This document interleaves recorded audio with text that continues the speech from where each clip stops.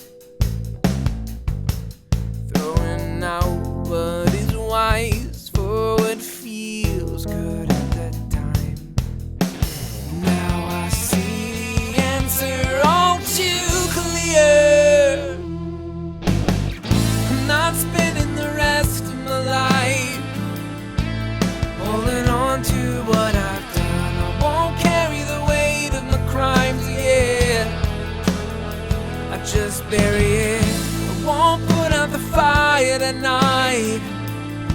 I light it up and let it burn. I won't silence the truth in a night. Burn, I won't silence.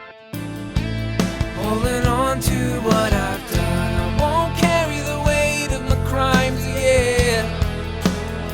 I just bury it. I won't put out the fire tonight. I light it up and let it burn. I won't silence the truth in a night, yeah.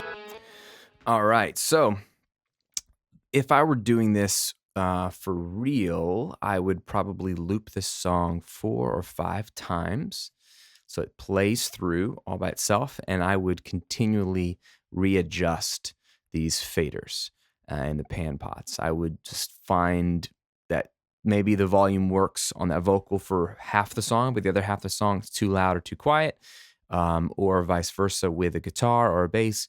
And you will never find the volume position where the track is perfect 100% of the time. But your goal is to find what volume position on this fader and what pan position is perfect for this track 85% of the time. That's usually a number I shoot for, because we can always use something called automation later to really address the dynamic and the flow of the song a little bit. Nothing is 100% static, but what we want to do is basically create a balance so that we can hear everything. It sounds good against each other. There's a good balance of it. And the other thing I'm looking for is, if you noticed over here on my master fader, I'm constantly looking at what is this volume. I really don't want to have a really loud mix over here where I'm getting close to 0 on the top of the fader, because what that does is it just sort of crunches up your mix against digital clipping.